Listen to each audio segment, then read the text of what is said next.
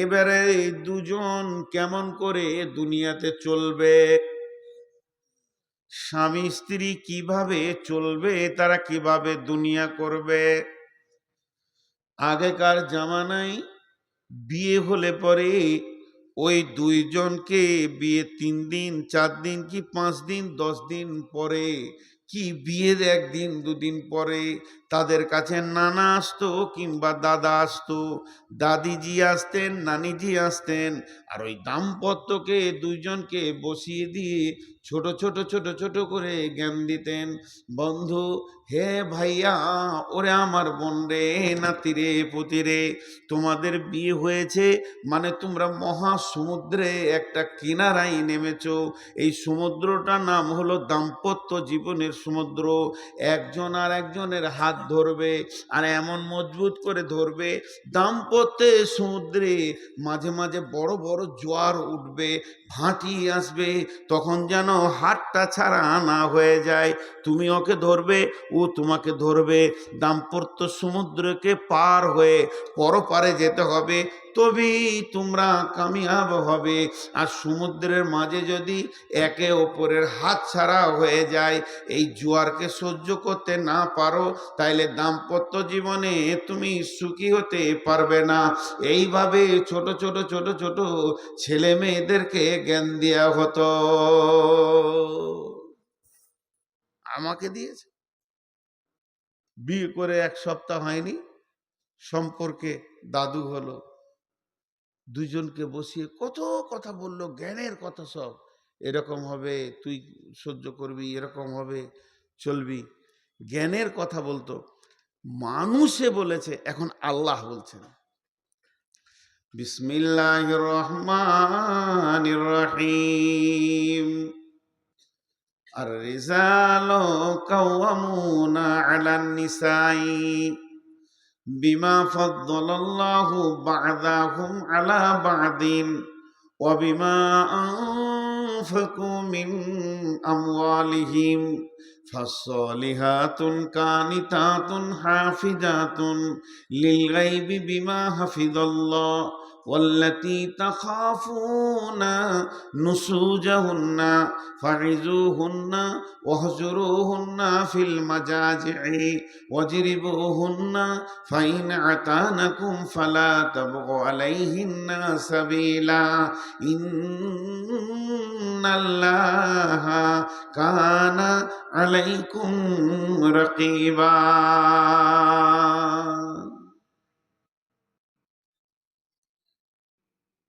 জি, আল্লাহ দিছেন। নসিহতটা দাদার নয়, দাদিজির নয়, নানিজির নয়, নানার নয়, নসিহতটা আল্লাহর। আল্লাহ তাবারক ওয়া তাআলা বলছেন, হে নারীকুল, ওরে মহিলারা, মহিলাদেরকে আগে বলছে, তোমাদের জন্য আমি পুরুষকে তোমাদের অভিভাবক বানিয়ে দিলাম। তোমরা জীবনটাকে পৃথিবীতে ধীরে ধীরে ধীরে ধীরে ক্ষয় করবে, অতিবাহিত করবে, জীবনকে তুমি পার করবে। খবরদার, স্বাধীন হয়ে জীবনকে পার করিও না। তুমি পরাধীনতা অবস্থায় তুমি অধীনস্থে জীবন কাটাবে, তোমার স্বামীর অধীনস্থে জীবনকে কাটাবে।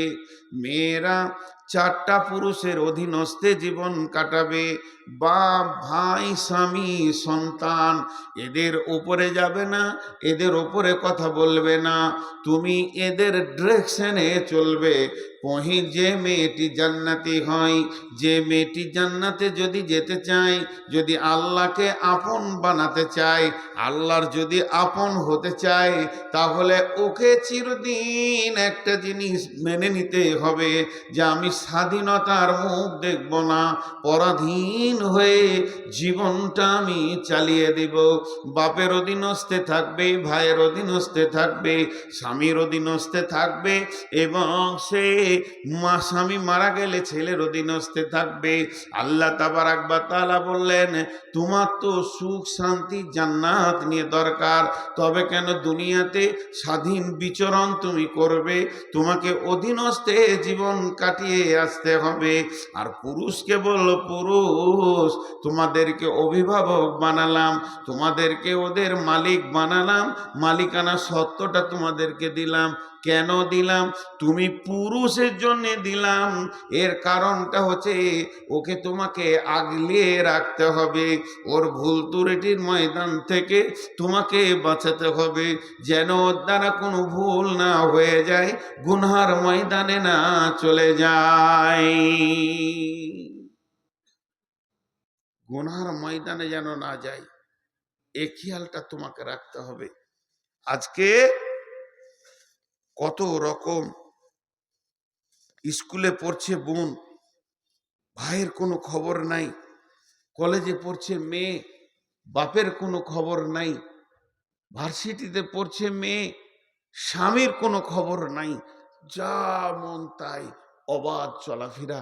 আমি অবাক হই, আমি অবাক হই ওই মহিলাদের গার্জেনের ওপরে, যাদের যে মহিলাগুলো মেলাতে খেলাতে নোংরা জায়গায় ঘুরে, তাদের যে অভিভাবক নিশ্চিন্তে বিছানায় ঘুমাতে পারে, আর তার অধীনস্থ নারী অবাক চলাফেরা করে, এদের উপরে আমি অবাক হই, এদের ব্যাপারে আমি চিন্তা করি কেন এটা হবে। কোরআন বলছে, আমি কোরআনের আয়াত বলছি আপনাদেরকে, আমি আয়াত পড়ে বলছি। আল্লাহ তাবারাক ওয়া তাআলা বলছেন, আর রিজালু কাওয়ামুনা আলান নিসা, হে পৃথিবীর পুরুষ তোমরা অভিভাবক। দুনিয়াতে আপনার বুঝে না আসতে পারে, একদিন আপনার বুঝে আসবে। কখন?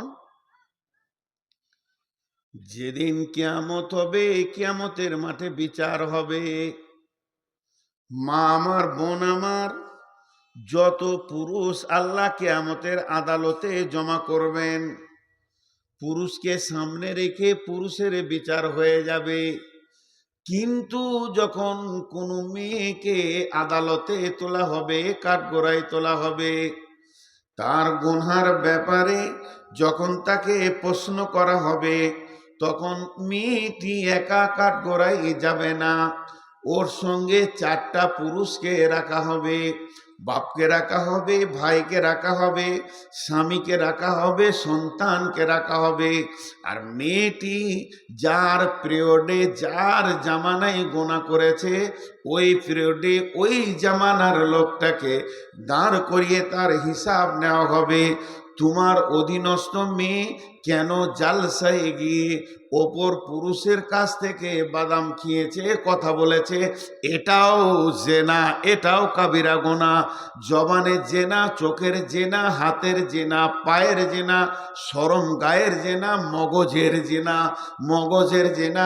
এখানে একটা মেয়েকে প্র্যাকটিক্যালে শরমগা দেওয়া হলো না, কিন্তু মেয়েটার সাথে কথা বলা হলো, হাত ধরা হলো, কথা বলা হলো, সবগুলো জেনাতে পরিণত হবে।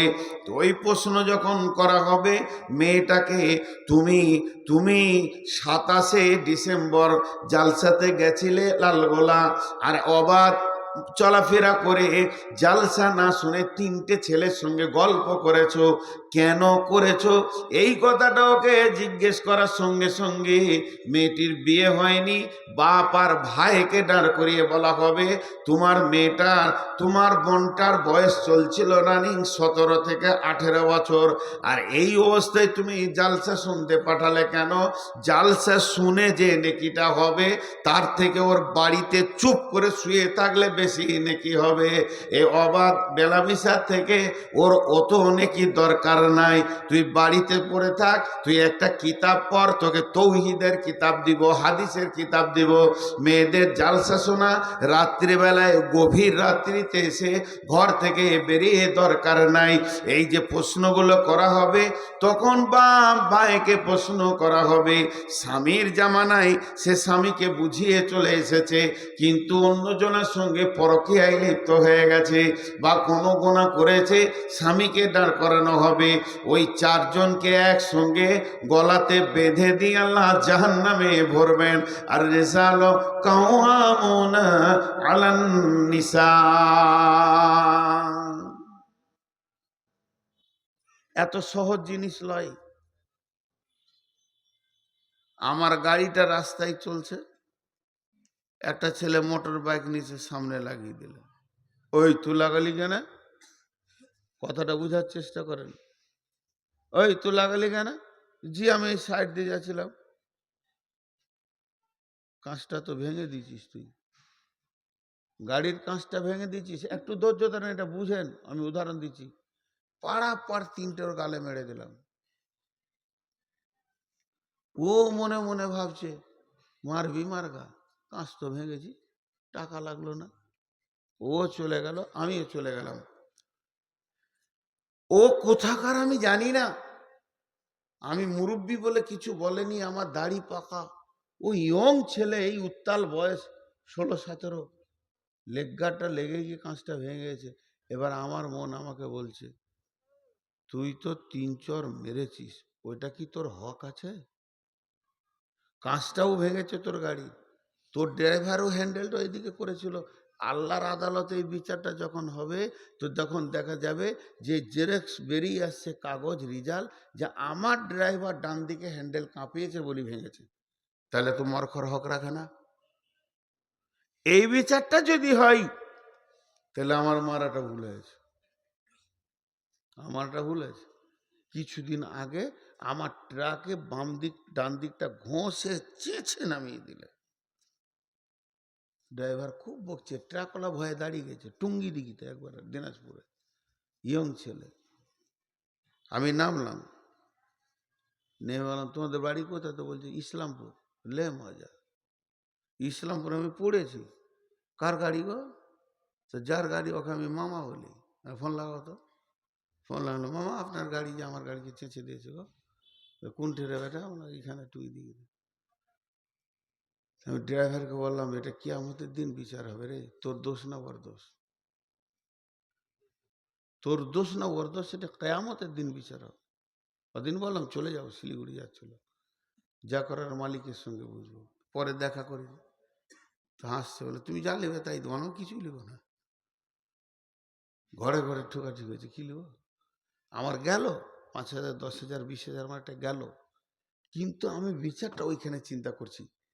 এখন একবার আমি বলতে চাইছি ওই মহিলার মা বা ওই মহিলার বাপ ভাই স্বামীকে, ছেলেকে,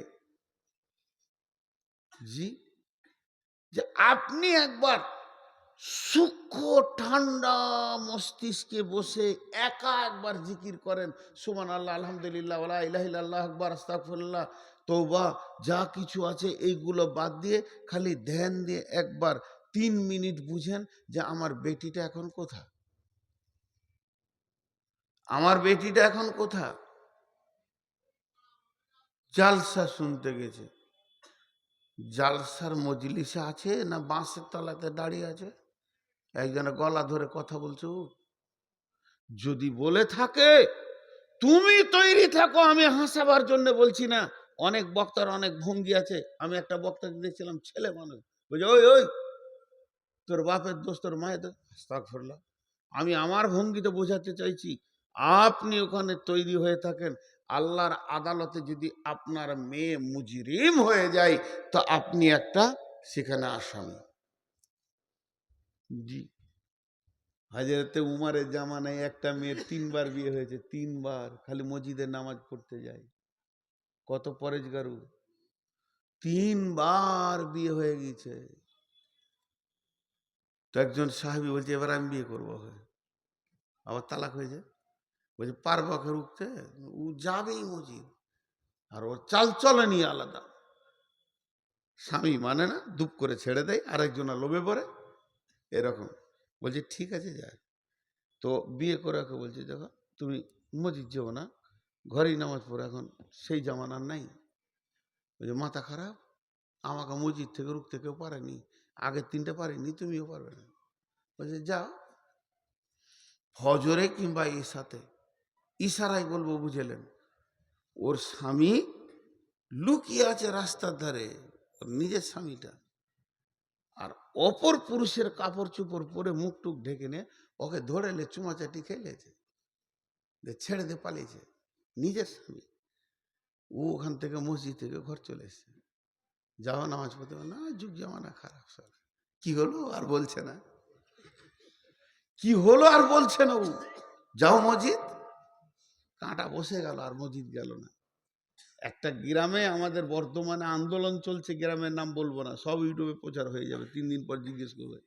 মহিলাদেরকে মসজিদে নিয়ে যাব, আর একদল মুরব্বী, পাকা দাড়ি, একদম মুরব্বী, তারা বলছে মহিলাদেরকে মসজিদে নিয়ে যাওয়া যাবে না। এই আলিমের দল আর ওরা হচ্ছে জাহিলের দল, ওদের ভেতরেও মুরব্বী দু একটা আলেম আছে। কথাটা ধ্যান দেন একটু, দীর্ঘদিন ওদের লড়াই চলছে। দিয়ে ওই গায়ে জালসা আছে, আমি প্রধান বক্তা আছি, মুরব্বীরা বলছে এত বড় মৌলবি যখন আসছে ওকেই শুধাবো। হাজি ভাই আমার পুঁজি আছে, আমি তো ফতোয়া দিই না, উত্তরও দিই না। তা আমি ঠিক মাগরিবের সময় ঢুকে গেছি ওই গ্রামে, একজন আলিম এসে বলছে যে হুজুর, এই মসজিদে মেয়েরা নামাজ পড়বে, এ ব্যাপারে আপনার মত কি? আমরা মত আবার আমি দিব নাকি, আমি নবী নাকি? ফাইনাল আছে, রাসূলুল্লাহ সাল্লাল্লাহু আলাইহি ওয়াসাল্লাম বলেছেন ওদের যাওয়া জায়েজ আছে, আজও মক্কা মদিনায় যাচ্ছে, তো ওইটাকে না করবো, আমি কি বিরাট বড় নবী হয়ে এলাম নাকি? আমি তো ফতোয়াই দিতে পারি না, আমি লোকের কাছে ফতোয়া নিয়ে নিয়ে চলি, আমার অত বহর নাই। আমি 2-4টা কিতাব টিতাব দেখে মানুষকে 2-4টা কথা বলি, আমার নিজস্ব কোনো বহর নাই, তা আমি কি ফতোয়া দেবো? জায়েজ আছে তো যাবে। তো ফিক করে হাসছে, মানে মসজিদ যাবে ওই গ্রুপে ও আছে। ওর মনটা খুশি হলো, বলছে আজকে জালসায় ভালো করে বলবেন, বলবো।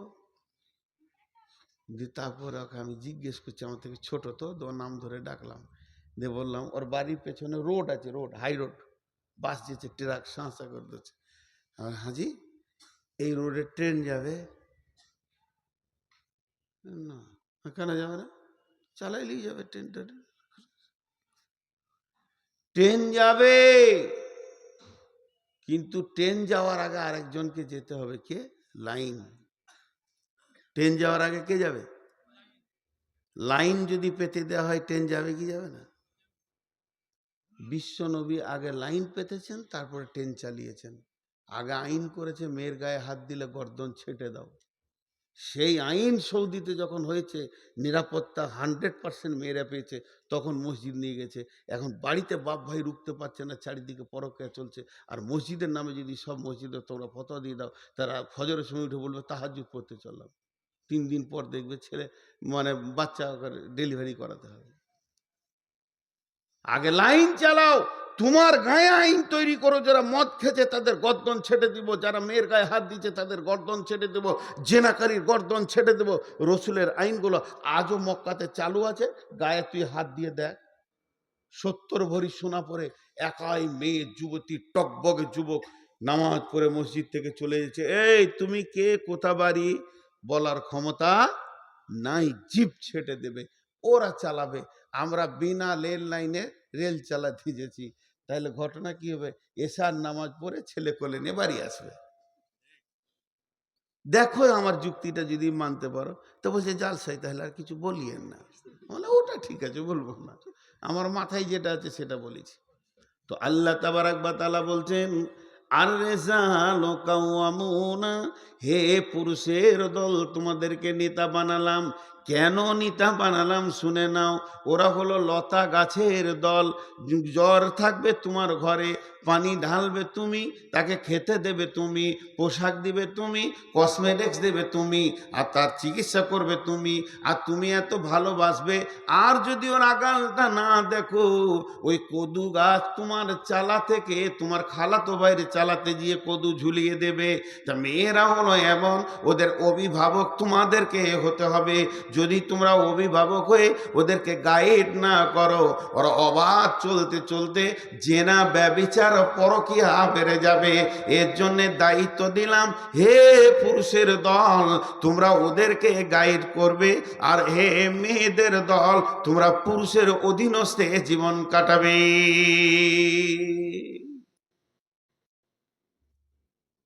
কাটাবে। 12টা বেজেছে। আজকে ক তারিখ?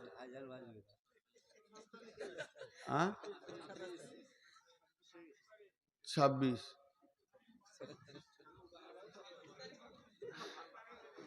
কোন ভ্যার ওটা?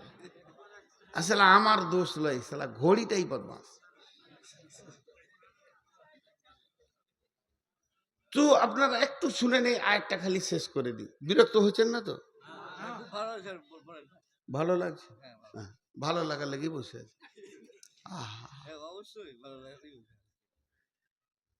আমি কিছু বলে যেতে চাইছি যে মেয়ে এবং ছেলে উভয়ে বুঝুক, তাহলে এদেরকে পুরুষ করা হয়েছে।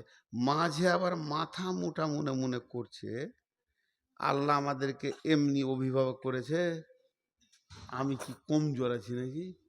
ও তো নিয়ে আলাম, ছেলে পিলে ছিল না, দিলাম 4টা ছেলের মা বানিয়ে, তাহলে কি আমি বেটা ছেলে কম আছি নাকি? আল্লাহ বলছে তুই একটা ছেলে বানাবি, তোকে 2 বছর লেগে যাবে, 1 বছর লেগে যাবে একটা ছেলের মা বানাতে। আর একটা নিকৃষ্ট হারাম প্রাণী আছে শূকর, ওর যে ইঞ্জিন কত জোর, ও 1 সিজনে 1.5 ডজন বানাবে। তাহলে ও কি বড় আল্লাহর ওলি হয়ে গেল নাকি? ছেলে বানানোটাই যদি আল্লাহর ওলি হওয়ার প্রতীক হতো, তাহলে তো সবাই হয়ে যেত। খাও, কামাও, আর বাচ্চা পয়দা করো, 3টে কাজ করো, যখন ডাক আসবে চলে যাও। জি না, আল্লাহ এটা ক্লিয়ার করছেন। বিমা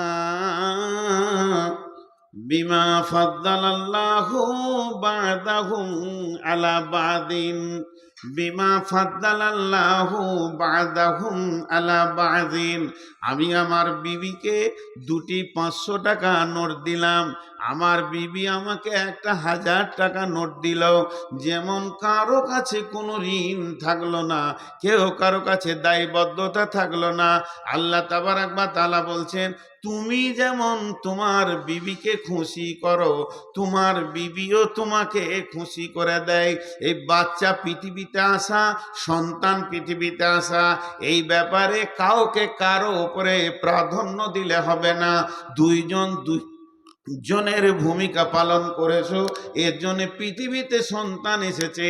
আর আমি সন্তানগুলো এই রকম সিস্টেমে দিয়ে থাকি, 2টি প্রাণ 2টো বংশ থেকে আসবে, তারা মিলবে, মধ্যখানে একটা সন্তান, একজনকে মা একজনকে আব্বা ডাকবে, আর একই গালে 2জন চুমা দেবে। এদের প্রেমের লংজিভিটিটা দীর্ঘদিন বেড়ে যাবে। আমি আল্লাহ সিস্টেমটা বানিয়েছি।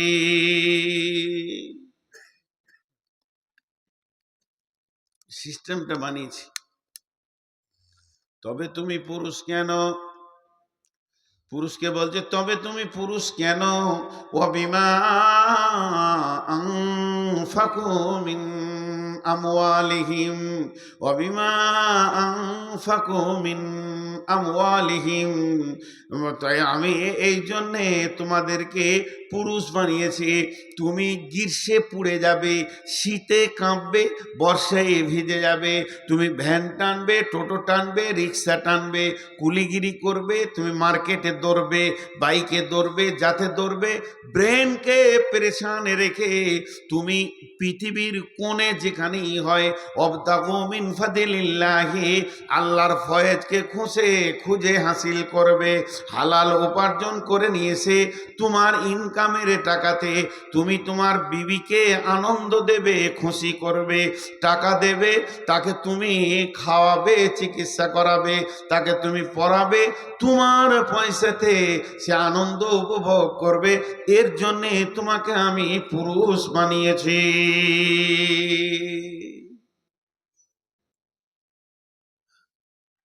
পুরুষেরা নারীদেরকে খাওয়াবে, বিবিকে।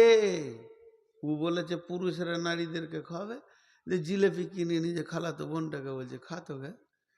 মৌলভী সাহেব কাল জালসায় বলেছে পুরুষেরা নারীদেরকে খাওয়াবে, তোকে ওইটা বলিনি, বিবিকে। ও খাওয়ানোর রাস্তা খুঁজে নিয়েছে, ওটা পাগলা, হুঁশি নেই। তো এই জন্য তুমি পুরুষ। এবার মেয়েদেরকে বলছে তুইও সংযত হ। আল্লাহর ওসিয়তটা দেখেন কেমন, একবার বলছে, একবার বলছে তুইও সংযত হ, তুই বেশি চিল্লাস না। তিনটে গুণ তোর ভিতরে নিয়ে আয়, সারা দুনিয়া তোর পেছনে পাগল হবে, তোর স্বামী হবে, তোর বাপ ভাই হবে, শ্বশুর শাশুড়ি হবে, সবারই হৃদয় ঠান্ডা হয়ে যাবে তোর ভিতরে যদি তিনটে গুণ থাকে। সেই তিনটে গুণ কি? ফাসলিহাতুন কানিতাতুন হাফিজাতুন লিল গায়বি বিমা হাফিজাল্লাহ। ফাসলিহাতুন কানিতাতুন হাফিজাতুন লিল গায়বি বিমা হাফিজাল্লাহ। তোমরা সালেহা হয়ে যাও, নেককার হয়ে যাও, हिफाजत करने वाली হয়ে যাও, অল্পে সন্তুষ্টি होने वाली হয়ে যাও। মেয়েদের তিনটি গুণ, এক নম্বরে হলো তুমি সালেহা হয়ে যাও, 5 ওয়াক্তে নামাজ পড়নে वाली হও, রোজা রাখনে वाली হও, স্বামীকে মাননে वाला হও এবং তুমি পর্দায় থাকনে वाला হও। এই যে গুণে গুণান্বিত, সাল্লাত খামসাহা সামাত সাহরাহা আহসানাত ফারজাহা আতাত বালাহা, এই রকম তুমি সালেহা হয়ে যাও, কানেতা হয়ে যাও, মানে অল্পে সন্তুষ্টি হয়ে যাও, যেতে অল্পেই তুমি সন্তুষ্ট হবে, বেশি লাফালাফি করবে না, বেশি চাইবে না। স্বামী যেমন সাদা মোটা এনে দেবে, মোটা চাল মোটা ভাত, যেমন স্বামীর ইনকাম। স্বামীকেও নবীজি বলেছেন, ও আনফিক আলা আয়ালিকা মিনাত তাওলিক, মাঝরে তুমি যেমন ইনকাম করবে ওই রকম তুমি ছেলে মেয়ে অধীনস্থ মা বাপের পেছনে খরচা করিও। তুমি এই খরচাগুলো করো তো তোমাকে স্বামী যেমন দিব তুই খুশি হয়ে যাও, বেশি চেয়েও না। অল্পে সন্তুষ্টি মেয়েরা হয় না। এক চান্সে এমন কোনো পুরুষ নাই, কি বলবে বুঝতে পারছি এবার, কোনো পুরুষ নাই যে সে তার বিবিকে এক চান্সে রাজি করে দিয়েছে। বলার আগে বুঝে লিছ, মুখ চালিয়ে যাচ্ছে। মার্কেট থেকে কি আনো, 3টে কথা বলবো, 22টা কথা বলবে, তবে ওর মুখ বন্ধ হবে। 22টা। হায় রে আফসোস, লোক খালি বলে মৌলবি সাহেব একটা তাবিজ দেন তো, শালা বউ কথা শুনছে না। ওই দুঃখতে তো আমি মরছি ভাই, তুই তো তাবিজ আমার কাছে চাইলে আমি কার কাছে যাই। একজনা ঝগড়া করছে খুব বিবির সঙ্গে, খুব ঝগড়া, দেখে নিব তোকে। ও বলছে তুমি কত পুরুষ আমি জানি, চিল্লা দিচ্ছে, বলছে দেখবি দেখবি বলে রেগে ঘর থেকে বের হয়ে সোজা চলে এসছে হযরত উমারের কাছে। বিচার করবে খলিফাকে নিয়ে গিয়ে, সত্য ঘটনা, আমি ইতিহাস বলছি। হযরত উমারের ঘরের দরজায় এসেই ধাক্কা দিয়েছে, রাগের মোটে এসে তো পটাম করে ডেকে দিয়েছে। আর ডেকি কান দিয়ে শুনতে পেয়েছে উমারের বিবি উমারকে ঝুটছে খুব। উমারের মতো বীর একটা আঙুলের ইশারায় 18 লক্ষ বর্গ মাইল শাসন করেছে, যাকে দেখলে শয়তানও রাস্তা ছেড়ে দিত, তাকে ওর বিবি মেশিন চালাইছে, সেলাই মেশিন, খাচার খাচার খাচার খাচার। উমার চুপ করে বসে আছে। বলা হয়ে গেল, ধাক্কাটাই দিয়ে দিয়েছে প্রথমেই, এটাই হয়ে গেল ভাজাল। হযরত উমার ভাবছে কেউ ডাকছে আমাকে, খলিফা মানুষ, নেতা মানুষ ডাকতেই পারে। দরজা খুলে দেখছে একজন ওই দিকে চলে গেছে। ওই ও ভাই, ও আল্লাহর গোলাম, বলছে আমার কাজ হয়ে গেছে, আমি যে কাজে এসেছিলাম আমার বিচার শেষ। বলছে এসো ভাই, এসো ভাই, এসো কাছে এসো। খলিফার ডাকার না বলতে পারলে না, এসে বলছে জি হুজুর বলেন, কি বলছে। না আমি কেন বলবো ভাই, তুমি বলবে, ধাক্কা তো তুমি দিয়েছো। হুজুর বিবির সঙ্গে ঝগড়া করছিলাম, তা বিবি এমন এমন কথা বলছে, তোমার কলিজাটা জ্বলে গেল। তা আমি বলি দাঁড়া, উমারকে ডেকে নিয়েছি, এসে দেখছি আপনার ঘরে একই কেস, তা কেস দিব আর কাকে। হযরত উমার মিষ্টি মিষ্টি করে বলতে লাগলেন, আমার কথাগুলো ধ্যান দিয়ে শোনো। প্রথম নম্বরে ওই মহিলা আমাকে গরম গরম খাবার বানিয়ে খাওয়ায়, 2 নম্বরে ওই মহিলার পেটে আমার বাচ্চাগুলো হয়েছে, কত কষ্ট করে ডেলিভারি নিয়ে দৌড়ে বেরিয়েছে। 3 নম্বরে প্রসব যন্ত্রণা সহ্য করে আমার বাচ্চাগুলোকে দিয়েছে।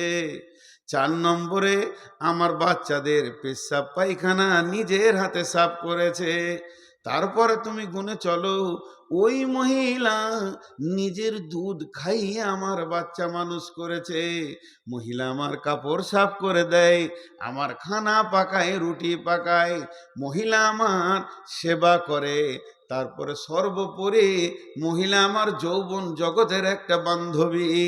তাহলে এতগুলো কাজ ওই মেয়েটা আমার করে, সামান্য বকলো তা কি হলো, চুপ করে শুনতে রয়েছি। অঙ্কে তো আমি জিতে আছি। তখন বলছে, হুজুর জি জি জি, হ্যাঁ বুঝেছি, আমিও ঘর যাই, বকুক, কি আর করব। তো কানে তা হয় না, মেয়েরা সন্তুষ্টি হতে পারে না, স্বামীকে প্রথম চান্সে আনন্দ দিতে পারে না। বিশ্ব সুন্দরী ওই মেয়েটা, যার চামড়াটা চিকন, মাথা খারাপ, ওর স্বামীকে জিজ্ঞেস করেন, কলজেটা পুড়ে গেছে। আমি কয়েকদিন আগে বাংলাদেশে বলছিলাম, কিছু মা প্রিয় ছেলে আছে, মা মানে একবারে জান্নাতের টুকরো, মায়ের কথা শুনে বউটাকে পিটে যেছে পিটে যেছে। এ বদমাসি, তোমার মাও মেয়ে, তোমার বউ মেয়ে, বউটার ভিতরে যত রকম বদমাইশি আছে, তোমার মায়ের ভিতরেও সেগুলো আছে মেয়ে হিসাবে। তুমি বলিও না, যদি তোমার মাকে চেক আপ করতে চাও, তোমার আব্বাকে জিজ্ঞেস করো, আব্বা কেমন আছো? তোমার আব্বা চোখের পানিতে বলবে, বেটা কলিজাটা কাবাব হয়ে গেছে বাপ, আর মরার আগে কিছু বলিস না, তোমার বাপের কলজে শেষ করেছে। তা ভাবিও, বউকে বউয়ের মতো দেখো, মাকে মায়ের মতো দেখো। মাকে কষ্ট দিও না, মাকে কষ্ট দিলে জান্নাত পাবে না। তা বলে বউ মেরে জান্নাত পাবে? আল্লাহ কি বলছে? আর দ্বিতীয় পর্বটা, এটা বলার পরটা যখন বলবো তখন বুঝে আসবে। আজকে ক মাস আর কদিন আর কটা বাজছে, একসঙ্গে বুঝে চলে আসবে ওই কথাটা যখন বলবো। বাংলাদেশে একজন কাঁদতে লাগলো, সে আমার হাতটা ধরে বললে, আমার জীবনে একটা অধ্যায় দিলেন, জ্ঞান দিলেন, আমি তৌবা করবো, আজকে বিবির হাত ধরে আমি কেঁদে তৌবা করবো। শুনেন, আর 2টা অধ্যায় আমিও শেষ করব। ফালা তাবগু আলাইহিন্না সাবি, আল্লাহ বলছেন, তাহলে তুমি প্রথমে সলেহা হয়ে যাবে, নামাজি পরেজগার হয়ে যাবে। 2 নম্বরে স্বামীকে সন্তুষ্ট রাখবে, অল্পে সন্তুষ্টি হয়ে। 3 নম্বরে তুমি হাফেজা হয়ে যাও। হাফেজা মানে হিফাজত করনেওয়ালি হয়ে যাও। প্রথম নম্বর, তোমার বডিটা তোমাকে হেফাজত করতে হবে। দ্বিতীয় নম্বর, তোমার জরায়ুতে তোমার স্বামীর শুক্রাণু পৌঁছে গেছে, ওটাকে হেফাজত করতে হবে, ওষুধ দিয়ে নষ্ট করলে হবে না। 3 নম্বরে, স্বামীর মালের হেফাজত করতে হবে।